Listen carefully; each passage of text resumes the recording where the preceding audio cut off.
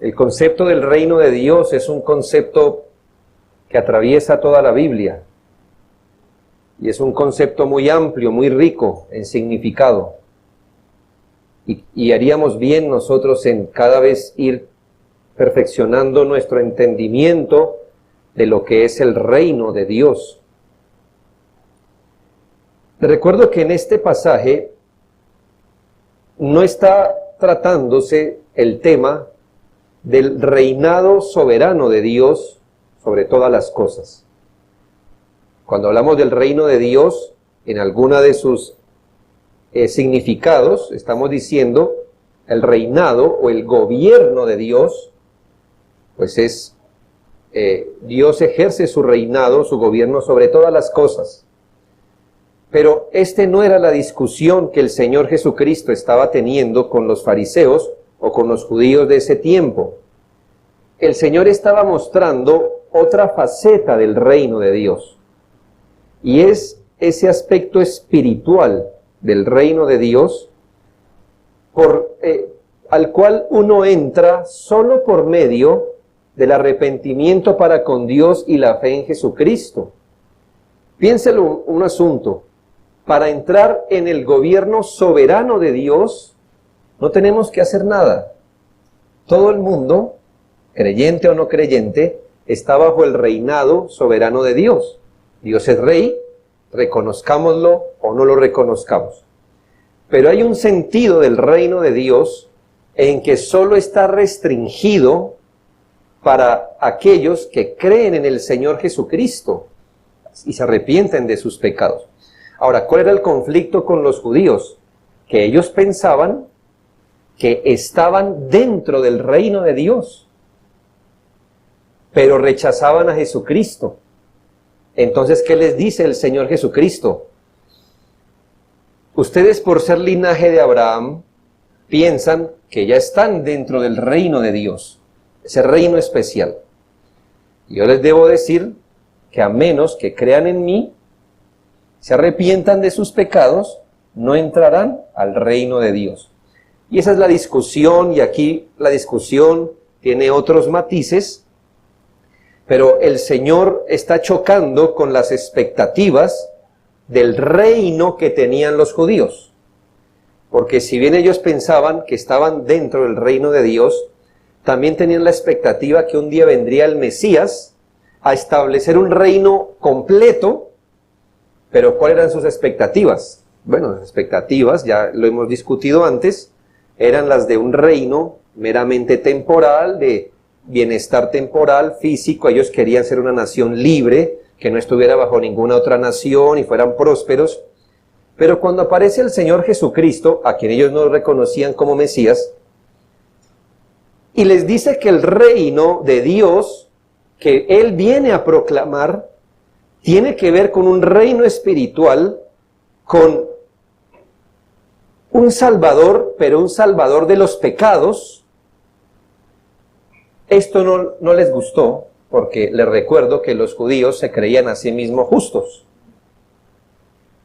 Ahora, en este discurso que estamos entendiendo, el Señor hace varias clarificaciones de este reino espiritual. Por ejemplo, dice que ellos no deberían esperar señales externas de la venida del reino de Dios.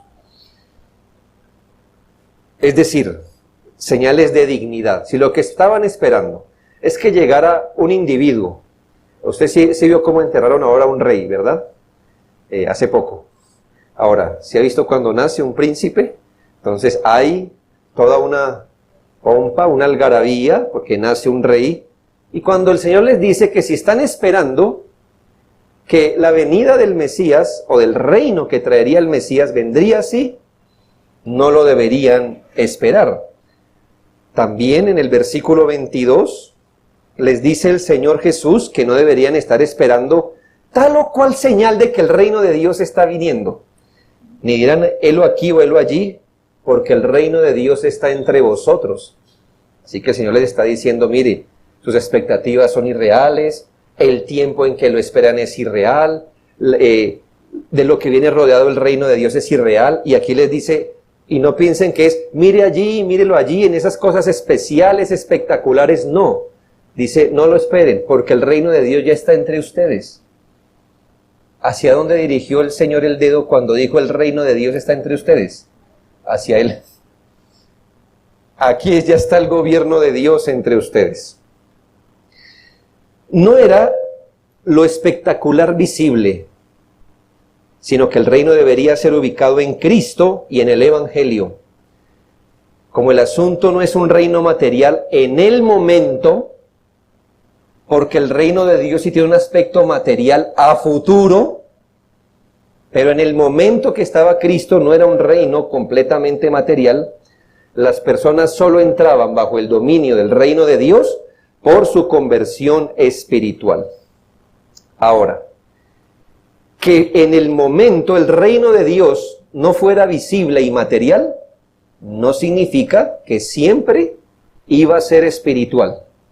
El Señor deja claro que llegará un momento donde el reino de Dios tendrá una expresión perfecta, visible, y es cuando el Rey aparezca de nuevo. Y nosotros sabemos cuándo será. En la segunda venida de nuestro Señor Jesucristo. Es allí cuando todos sus enemigos serán derrotados, cuando el pecado ya no exista, cuando ni enfermedad ni muerte, lo que esperaban los judíos, en tiempos de Jesucristo, en su primera venida, el Señor aclara que eso se llevará en otra ocasión. Ahora, el Señor les enseñó literalmente en este pasaje que hay un espacio entre el reino inaugurado en Jesucristo y el reino consumado en su segunda venida. Ese espacio entre el reino inaugurado y el reino consumado sería un tiempo especial, un tiempo de paciencia de Dios para el arrepentimiento. Es decir, les enseña que el reino de Dios, como ellos lo esperan, no vendría inmediatamente, sino que pasaría un tiempo prudencial. En ese tiempo el Evangelio sería predicado, pero en ese mismo tiempo, según el versículo 22, los verdaderos discípulos experimentarían ansias y pesadumbre. Tiempo vendrá, les dice el Señor, cuando desearéis ver uno de los días del Hijo del Hombre y no lo veréis. También les anunció que entre ese tiempo, entre el tiempo de la inauguración y la consumación del reino, vendrían falsos maestros, falsos anuncios, de los que los discípulos deberían estar alerta. Sin embargo, el Señor algo aclara, y es que su reino no vendrá completamente sin que antes Él sufra y sea entregado en la cruz. Y todo esto ya lo habíamos visto, solo quería ponerlo otra vez en sintonía de qué es la discusión que el Señor está teniendo. ¿Ya? ¿Cuál es la discusión que Él tiene? Ahora, quiero ampliar un poco esto de la venida del reino de Dios. Quiero ampliar un poco. Si usted se da cuenta, en los sermones he ido ampliando el concepto, porque no creo que el concepto del reino de Dios se pueda entender de una sola. Toca ir yendo y viniendo. Miren, hermanos, cuando arrojamos una piedra a un lago, vemos que ésta hace ondas, ¿verdad?, alrededor de la piedra. Las ondas son más grandes entre más cerca al centro estén y se vuelven más pequeñas y difusas entre más se alejen del centro. Esta parábola me permite expresar que la venida del reino de Dios en juicio tiene una expresión final. Cuando nosotros podemos decir que el reino de Dios o el gobierno de Dios se manifestará completamente en juicio. Bueno, cuando Él venga en la segunda venida, en el juicio final, y tenga ese evento como el centro de todo. Es decir, teniendo en cuenta cuál es la manifestación completa, vamos a ir donde las líneas se hacen más difusas para entender gran parte de lo que es la venida del reino de Dios. El asunto definitivo, el que se tiene en mente, es cuando el reino de Dios sea consumado. Cuando se puede decir que Dios va a reinar completa, perfecta y absolutamente. No como rey ahora, porque ahora lo hace, sino cuando podemos decir que ya someterá el pecado, la muerte, sus enemigos, cuando no haya maldad, muerte, cuando todo eso ocurra, ¿cuándo podemos decir que eso será completo, absoluto? Bueno, en su segunda venida, o después de su segunda venida. De ahí hacia atrás, partiendo de eso, podemos entender varias venidas del reino de Dios en juicio. Es decir, el reino de Dios puede venir de varias maneras distintas, cada vez más significativas y precisas, mientras más se acercan al centro. Déjeme explicárselo así.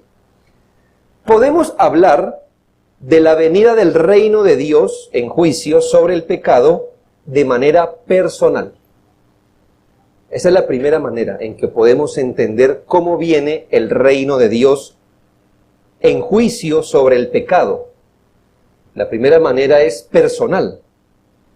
¿Cuándo ocurre eso? Mire, cuando el evangelio es anunciado y cuando el evangelio es expuesto a cada individuo, el evangelio, ¿qué hace, hermanos? Señala la pecaminosidad del hombre.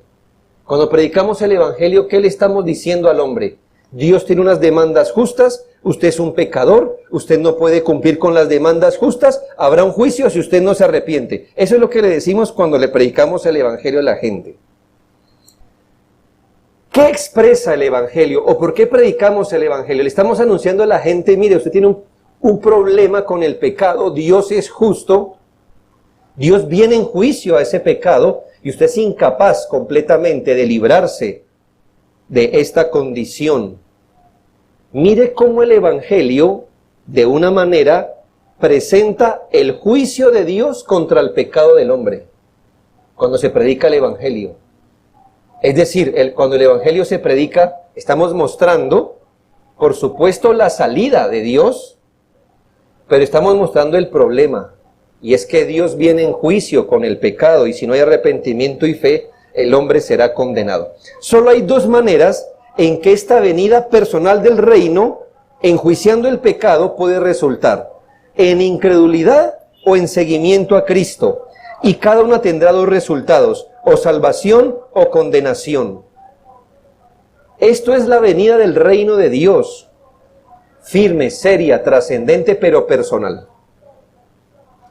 Ahora, podemos hablar de un segundo aspecto de la venida del reino de Dios en juicio sobre el pecado, y es tal y como se manifestó en la cruz del Calvario.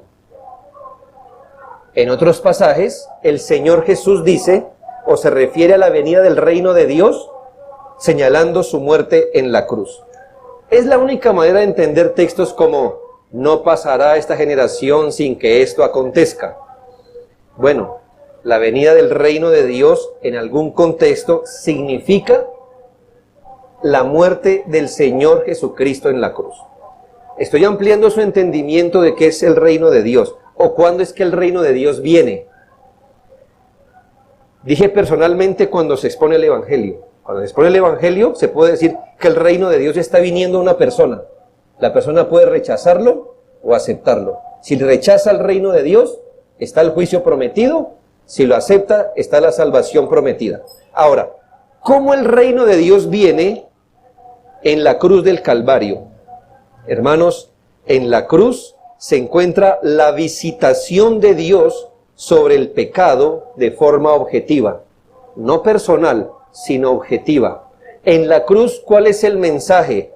Hay un Dios justo que viene sobre el pecado, y allí el Hijo de Dios recibió el juicio del pecado en su propia persona. Note que en la cruz Dios está trayendo a juicio el pecado. Pero aquí hay un tropiezo. Lo estaba trayendo el juicio contra el pecado en la persona del esperado Mesías. Y esto, hermanos, fue un gran tropiezo, porque ¿cómo es que el reino de Dios viene en juicio y lo descarga en la persona del Mesías prometido? Eso tendría también dos resultados, que es lo que vimos que pasó. Que el Mesías recibiera el juicio de Dios en la cruz sería el mayor tropiezo y caída para unos, o el fundamento y el levantamiento de otros. Con la misma cruz, la mayoría de judíos tropezaron. ¿Por qué? Porque no era cualquier persona la que estaba ahí. La persona que estaba en la cruz estaba diciendo que era el Mesías, que en él venía el reino de Dios. ¿Y por qué es ejecutado en la cruz? Ese es un asunto que la Biblia dice, para los judíos, la cruz es locura, es tropiezo, roca que hace caer. Pero ese mismo acto, como dice también la Escritura, es el levantamiento de otros. ¿Por qué? Porque en el mismo acto donde tropezaron los judíos, los que creen son levantados, son salvos. Dos fines también. Si usted creía que Dios enjuició el pecado en la cruz, en la persona del Mesías, usted sería salvo. Si usted rechazaba que el juicio de Dios cayó en la persona del Mesías en la cruz, usted era condenado, como también ocurrió.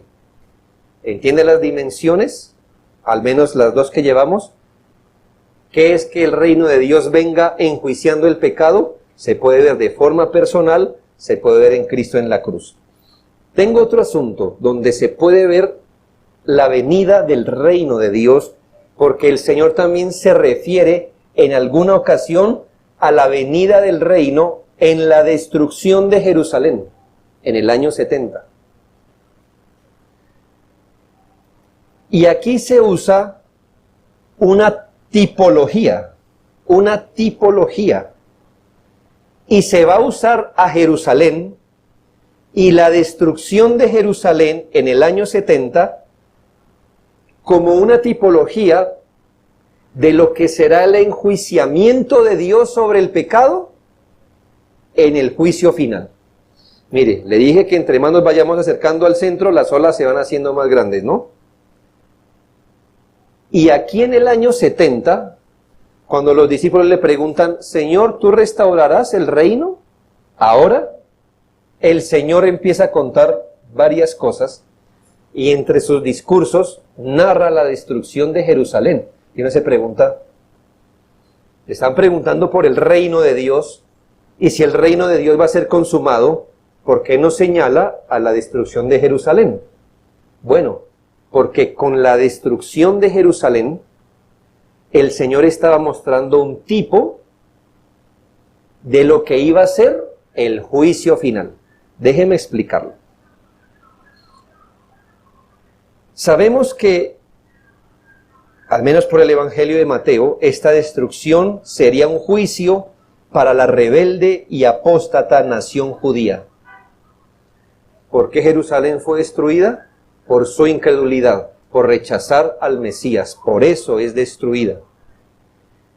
Y esto a su vez el Señor lo usa para mostrar cómo será al futuro.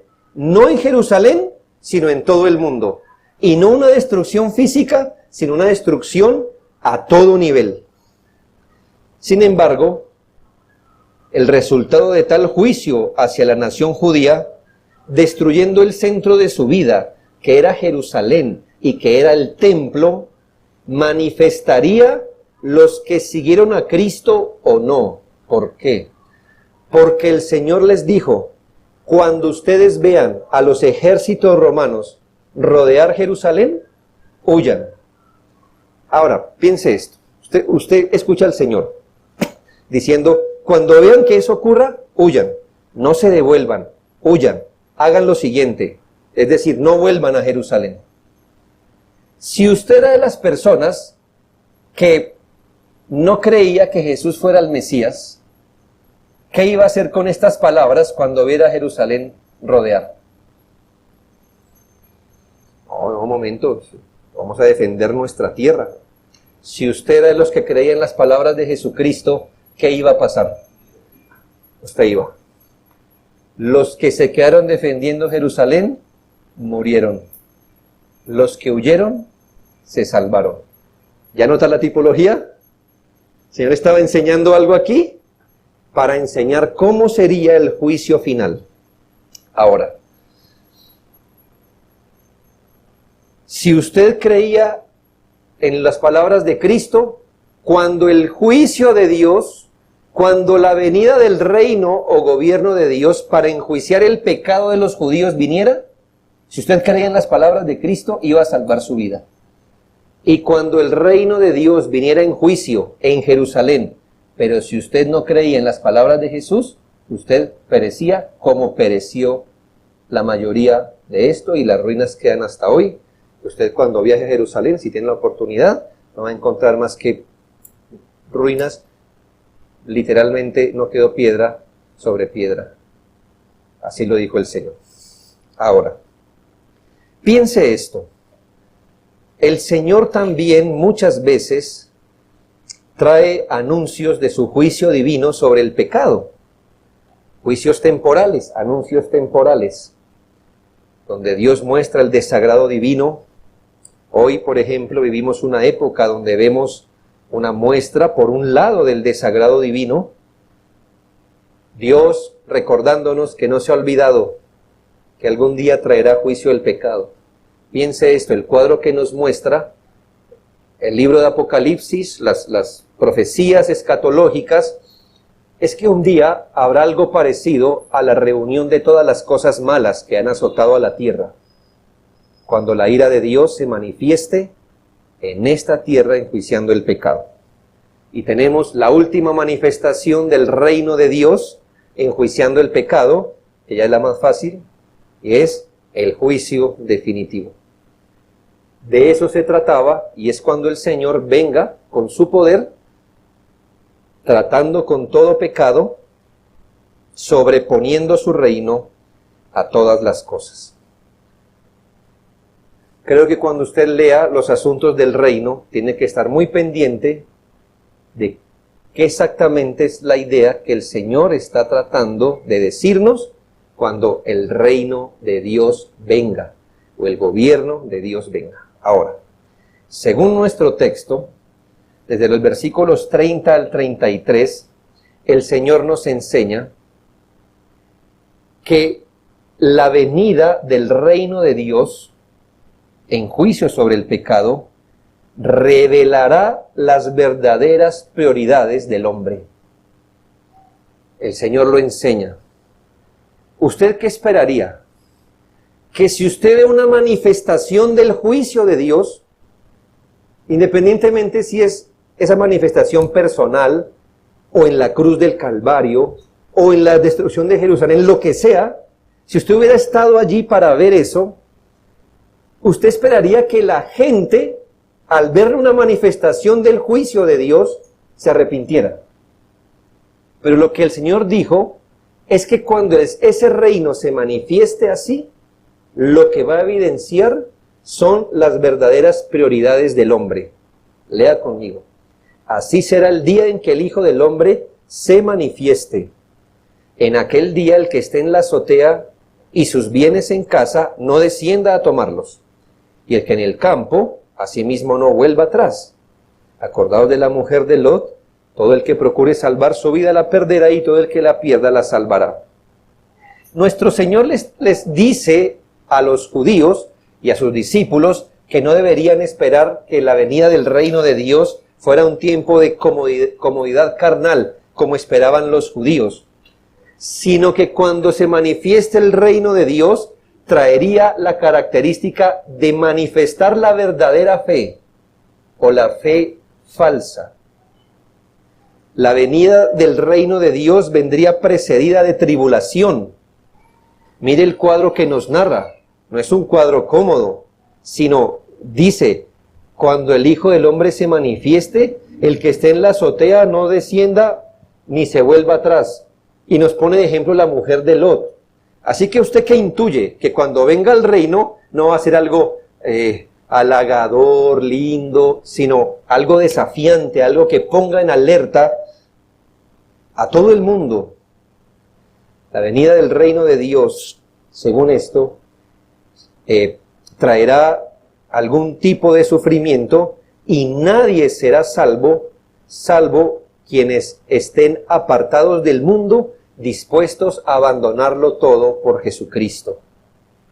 Solo si usted está dispuesto a abandonarlo todo por seguir a Jesucristo, salvo eso, nadie saldrá ileso. Será un tiempo cuando los creyentes debemos abandonar todo pensamiento puesto en los bienes de este mundo y tener cuidado de no volver atrás. Solamente la mirada firme en Jesucristo, el verdadero discipulado, carente de mundanalidad, podrá soportar el fuego de aquel día. ¿Cómo nos enseña esta lección el Señor Jesucristo? Tomemos la verdad que Él nos dibuja aquí, y es el inminente juicio sobre una ciudad. ¿Cuál es el cuadro aquí? Tomemos como ejemplo la destrucción de Jerusalén. Entonces viene el ejército romano, rodea Jerusalén para destruirla.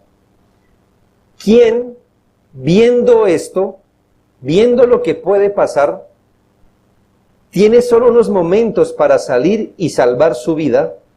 ¿Quién se devuelve a la casa a sacar algo y luego va? ¿O quién, estando en el campo, ve los ejércitos, se va corriendo a la casa, saca algo y se va, a riesgo de perder su vida?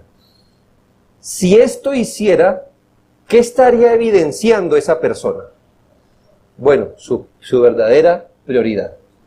Si a él le importa más su vida, huye y deja todo atrás.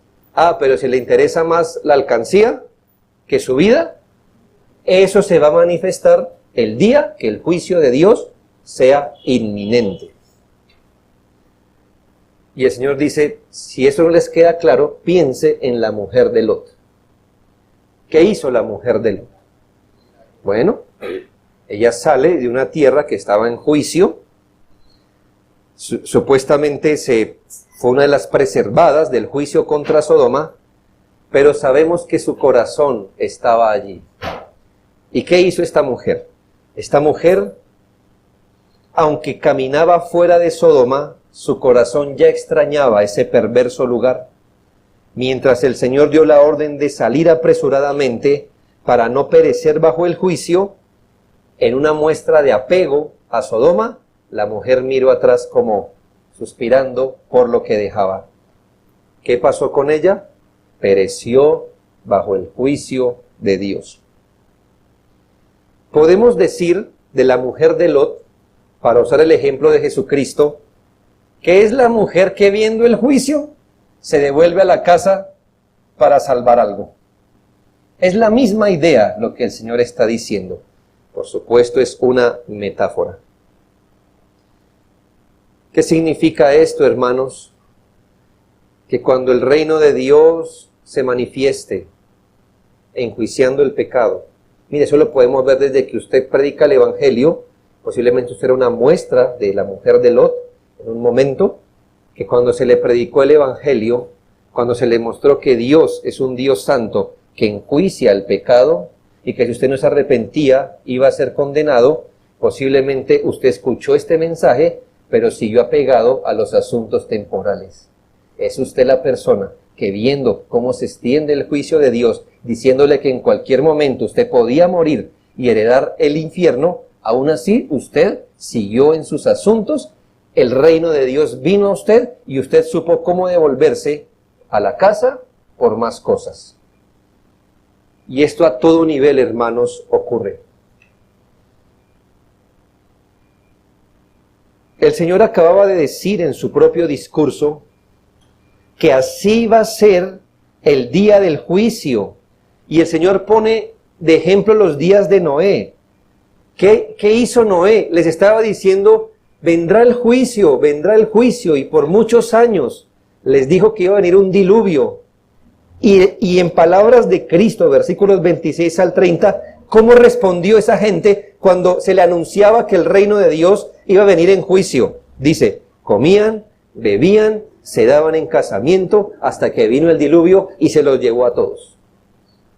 Cuando el reino de Dios viene, cada uno muestra su verdadera prioridad en lo que está. También dice el Señor, igual a los días de Lot, se estaba ejecutando un juicio y ¿qué pasaba? Bebían, compraban, vendían, plantaban, edificaban, mas el día que Lot salió de Sodoma, llovió fuego del cielo y los consumió a todos.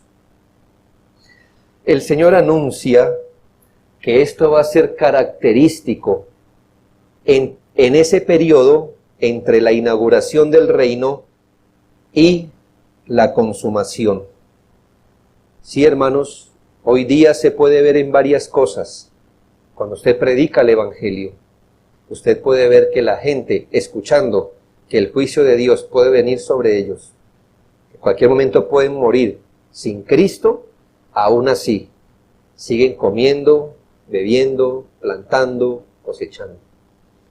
Pongamos una sola muestra de lo que hoy nos ha dejado ver esta parte de juicio de Dios a través de una epidemia.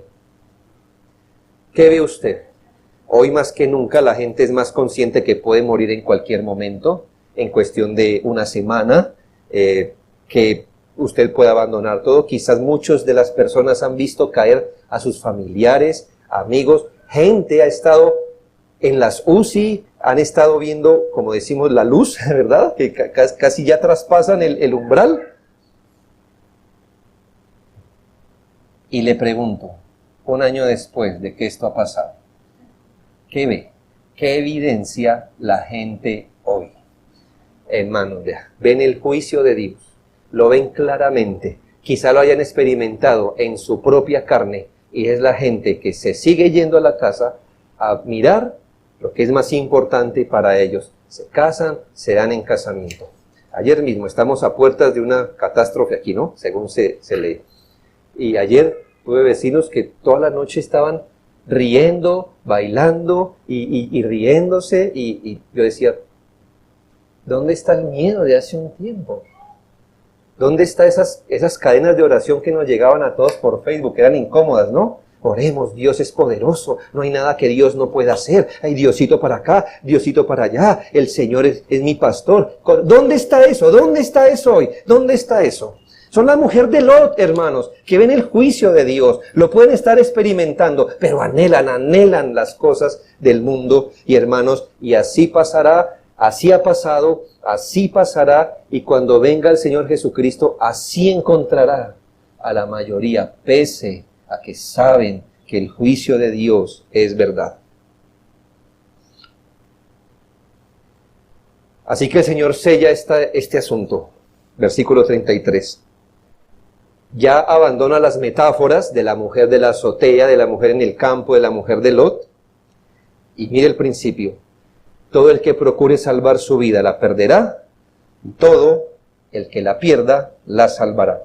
En esta frase el Señor afirma que si uno desea preservar su vida para las cosas de este mundo, si uno desea estar vivo para las cosas del mundo, sin tener en cuenta el señorío de Jesucristo, cuando venga el reino de Dios en juicio escatológico, perderá su vida. Cuando el Señor, cuando una persona pierde su vida para este mundo, se muere para las cosas de este mundo, se muere para sus deleites, para hacer de este mundo su hogar, dice la Biblia, ahí la salvará, la salvará. El reino lo sorprenderá, nos sorprenderá a cada uno, orientado a lo material, a lo mundano, a lo temporal, sin comunión con Dios, como volviéndonos a la casa en días de peligro, como la mujer de Lot, o como un verdadero discípulo. ¿Cómo hizo Lot, hermanos? Por contraste, él dejó todo atrás, hermano. Su vida se le dio como botín. Es decir, tenga por mucho que se le dio su vida para salvar. El resto lo perdió. El resto lo perdió.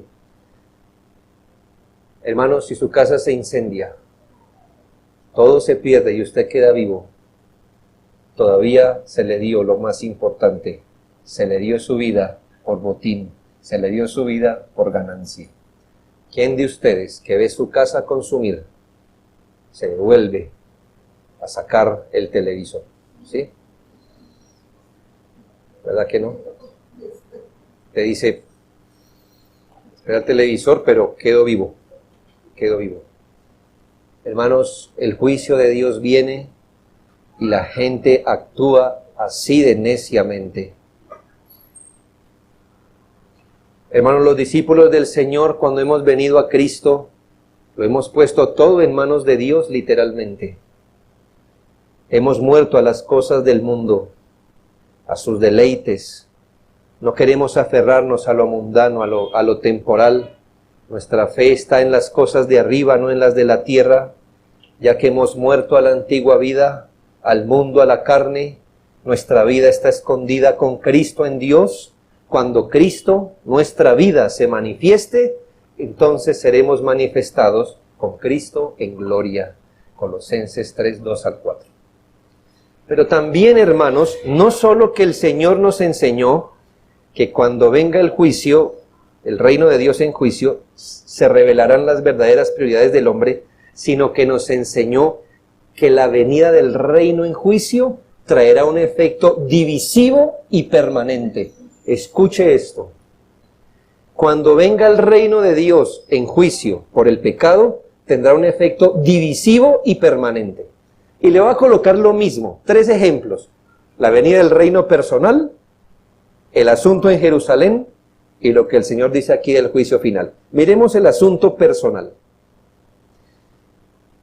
Cuando el evangelio llega a un individuo y el individuo cree en Jesucristo, pero a su alrededor, su familia, su cónyuge, nadie más cree en Jesucristo, ¿qué efecto tiene el que una persona sí haya entrado al reino de Dios y el otro no? Hermanos, división. Y generalmente es permanente. Mire lo que dijo el Señor, versículos 34 al 36. Os digo que ya aquella noche, aquella noche, ¿qué es aquella noche? Bueno, cuando el juicio de Dios se manifiesta, en aquella noche estarán 2 en una cama. El uno será tomado, el otro será dejado. 2 mujeres estarán moliendo juntas, la una será tomada, la otra dejada. 2 estarán en el campo, el uno será tomado y el otro dejado. Hermanos, antes de continuar, debo decir que ni siquiera los dispensacionalistas creen que aquí se habla del arrebatamiento. Ni siquiera los dispensacionalistas. Aquí no habla del arrebatamiento.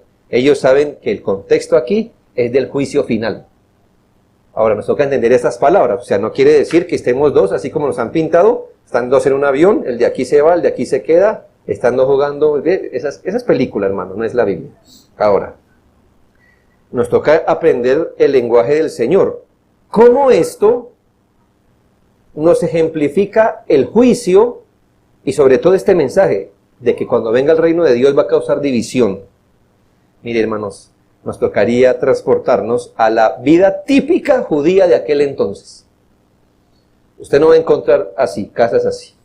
No las va a encontrar.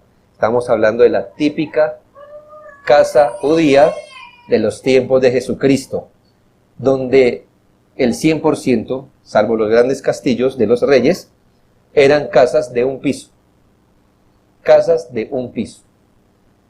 Me encantó un libro cuando leí La vida, algo así se llama el libro, el tiempo o la vida en el que vivió el Señor Jesucristo. Es un bonito libro. Y nos pinta la típica casa judía. Un piso, unas escaleras externas para una terraza. Eso era la organización. Uno decía, ¿y allá adentro cómo era el asunto? Pues hermanos, la sala era el dormitorio también, o cualquier cosa. ¿Cuál era el asunto? Las esteras, las cosas, no era la cama de 4 patas, la que usted conoce hoy, no era el comedor de vidrio, nada de esas cosas. Les recuerdo que el judío común comía sentado o recostado en el hombro en el piso mientras la comida estaba aquí, y ese mismo lugar se recogía, se extendían las esteras, y si usted tiene una familia numerosa como la de nuestro Señor, entonces es muy probable que en una estera o en una pequeña cama eran 2 personas y se tenían que compartir. No era raro que en la casa de los judíos hermanos durmieran en una misma cama. Bueno, si hoy pasa, hermanos, en la vida judía peor, ¿verdad? Las labores domésticas de moler, las mujeres las hacían en pares. Eran molinos grandes, no piense que era el molino de la cocina que usted hace así. Bueno, estamos hablando del primer siglo, entonces básicamente era una piedra grande, pero la mujer daba media vuelta, la de allá la cogía, ¿verdad? Hacía su parte y se la volvía a pasar, y así 2 mujeres molían el grano. Generalmente las labores del campo se hacían en compañía, uno recogía, el otro cargaba, y el Señor está usando esa metáfora para decir esa cotidianidad hecha por personas tan cercanas. Cuando viniera el juicio, ¿qué iba a pasar? ¿Qué iba a pasar? Por poner esto en perspectiva, tomemos como ejemplo la destrucción de Jerusalén. Vamos allí. Resulta que en una casa uno había creído en Jesucristo y el otro no.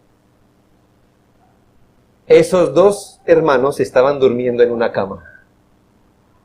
Cuando vieron los ejércitos de Roma, el hombre que le creyó a Jesucristo, ¿qué iba a hacer?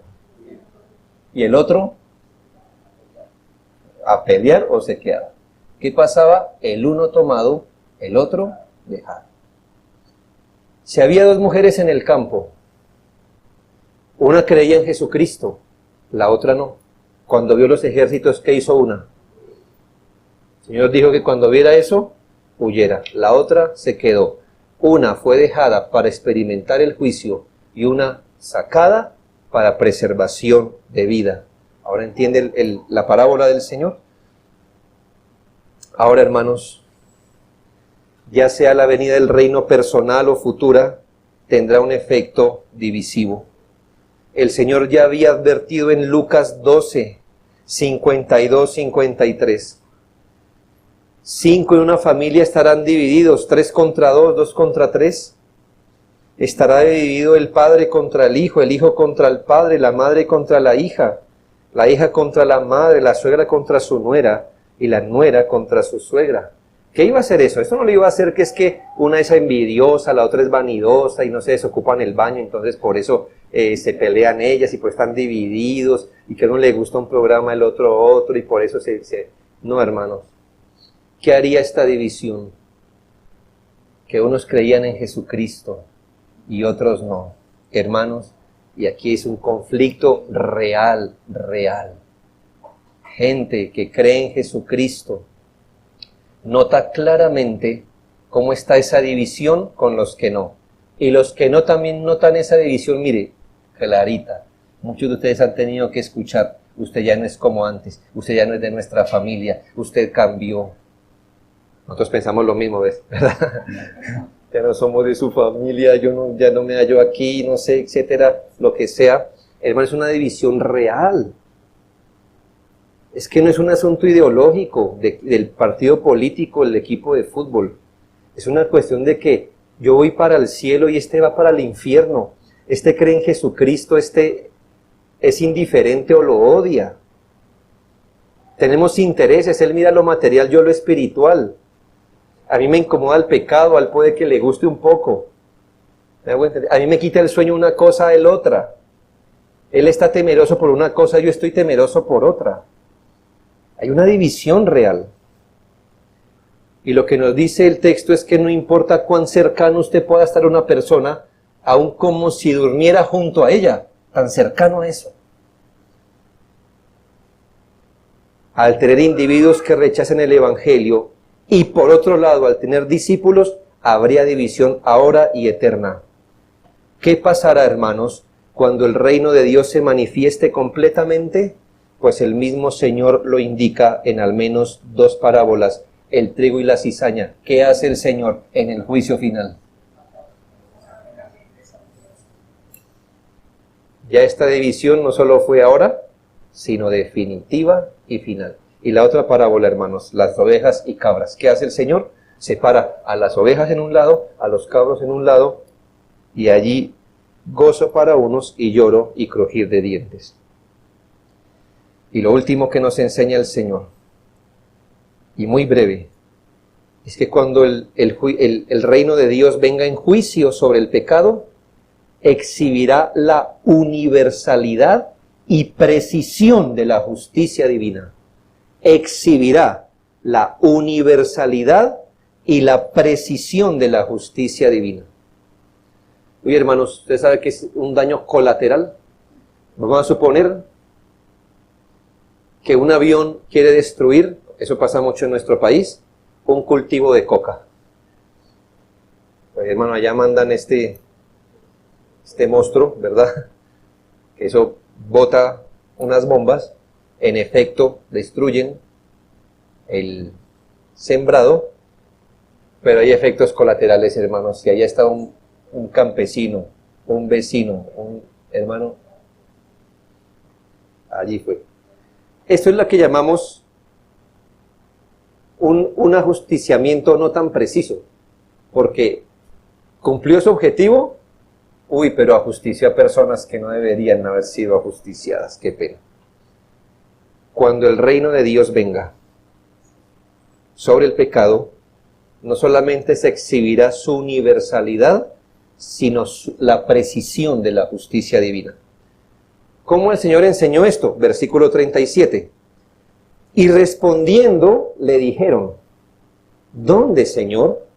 O sea, mire todo lo que le ha venido enseñando, y te preguntan, ¿dónde pasará esto? De que uno tomado otro dejado, que la señora se devuelve, que la terraza, todas estas cosas, ¿dónde? Enséñanos dónde. El Señor les dice, Él les dijo, donde estuviera el cuerpo, allí se juntarán también las águilas. La verdad es que la palabra águilas, literalmente no se especifica qué ave es.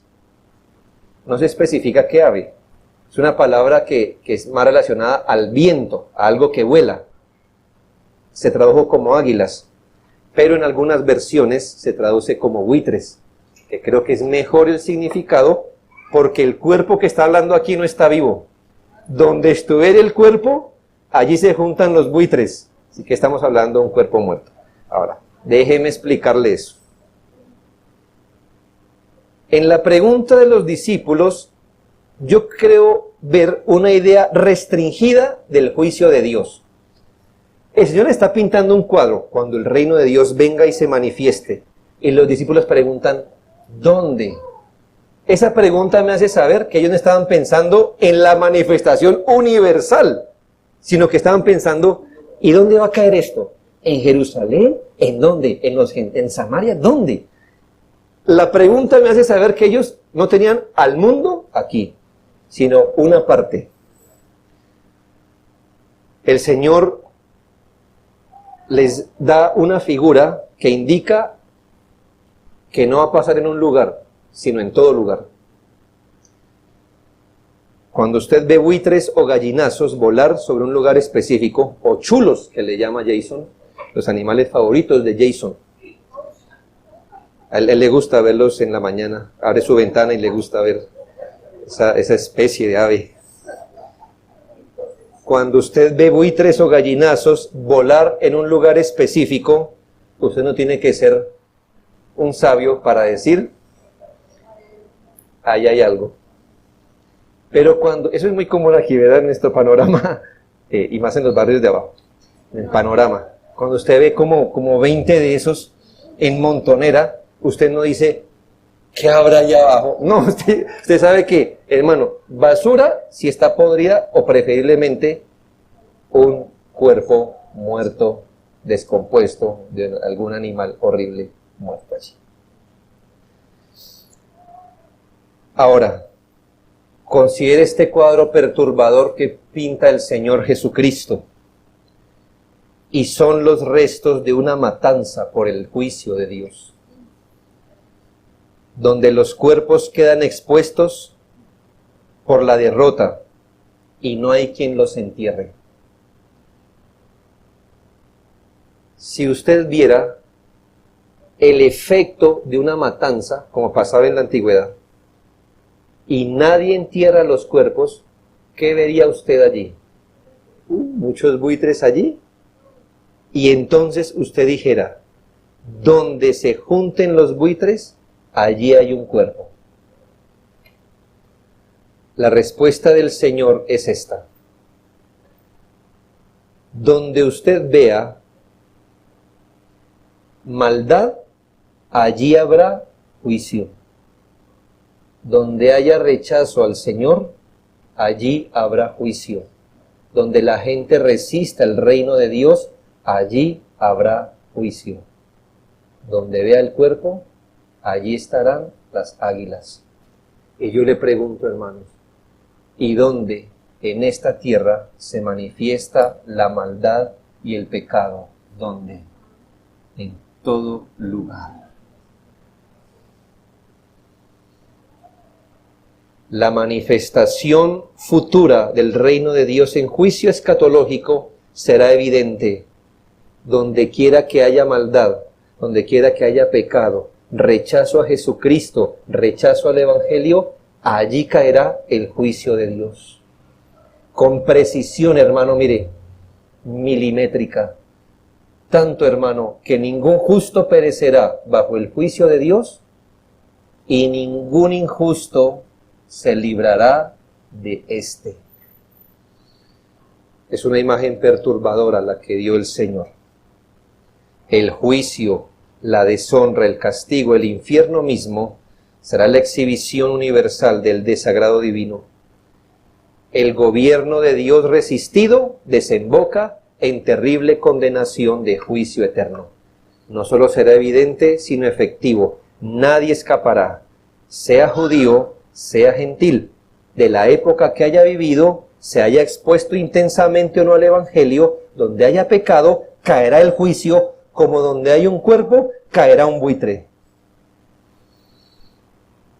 Y así el Señor enseña del reino de Dios. Déjeme terminar con dos breves asuntos.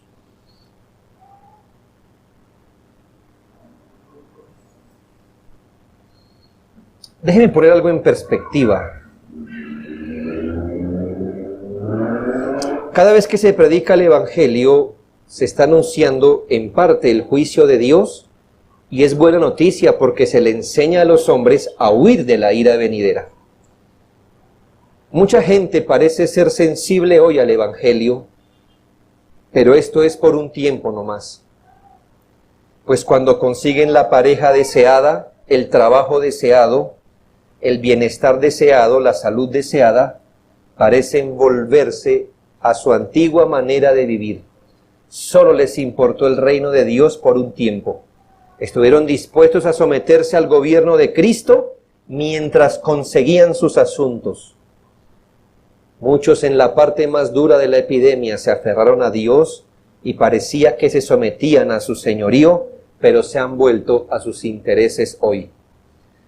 Pese a que Dios ha manifestado en la cruz el juicio suyo sobre el pecado, pese a que vendrá el día final de juicio, hoy están bebiendo, comiendo, ocupados en sus propios asuntos. Puede que no en los pecados más escandalosos, pero en los necesarios para quedar como la mujer de Lot. Yo le hablo a estas personas, sinceramente, que van y vienen de Dios con sus propios intereses, despreciando el señorío de Dios a su conveniencia. Aquellos que se someten estratégicamente a Dios solo para que Él cumpla sus deseos, debe saber, amigo, que usted manifiesta su deseo de gobernar a Dios y no de someterse a Dios. Debe entender que esos son los deseos pecaminosos de los que se debe arrepentir. Considere una realidad. ¿Por qué usted se devolvería a la casa que está en llamas?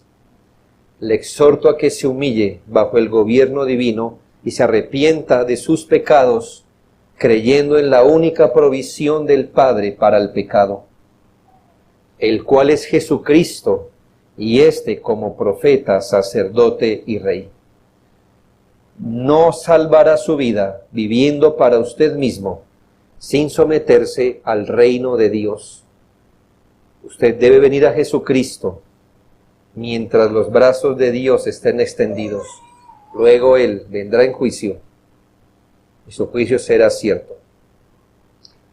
Y lo segundo, quiero hablarle a mis hermanos, a los que estamos esperando que el Señor venga a establecer su reino definitivo. Vamos a ser separados total, completa y definitivamente de todos aquellos con los que dormimos, molemos o vamos al campo a trabajar. No sé qué le parezca, si eso es bueno o malo. Por un lado, pudiera decir que es algo bueno. ¿Por qué?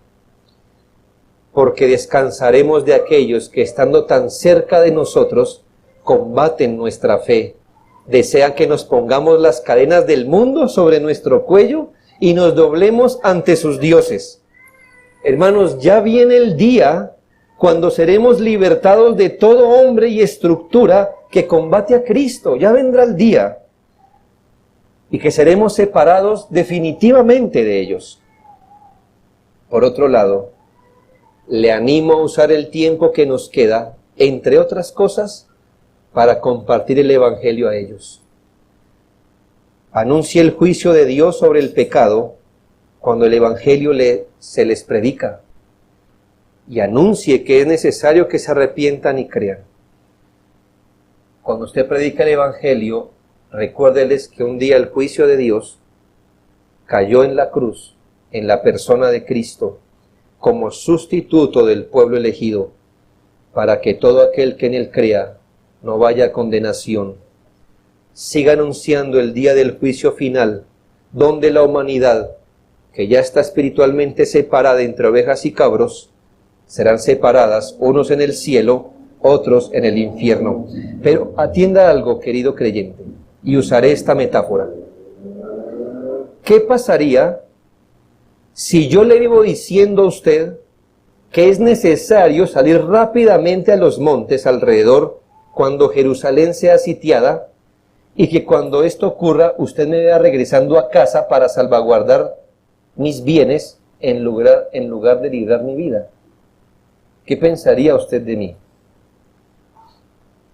Ahora, ¿qué mensaje le estamos dando al inconverso, al que va y viene a someterse a Dios convenientemente por sus intereses, si nosotros estamos enredados en los mismos asuntos que ellos? ¿No somos como el hombre que le dice a otros: cuando vean los ejércitos, huyan, y los vemos y nos devolvemos a la casa? ¿Qué mensaje le damos al profesante, al inconverso, si nos ven alegrándonos con lo que ellos se alegran, llorando con sus tristezas, invirtiendo la vida y recursos exactamente en lo mismo que ellos lo hacen? ¿Qué mensaje daremos si nos ven hacer lo mismo que la mujer de Lot? Hermanos, por mucho tiempo el mensaje no verbal va a enmarcar el mensaje verbal que usted dé. Le animo a ser aquel que vive lo que dice creer y a vivir como si usted creyera que este mundo nada es y que se avecina un juicio final que separará a la humanidad entre salvos y condenados. Dios nos ayude, hermanos, a acatar con solemnidad la venida del Rey. Oremos.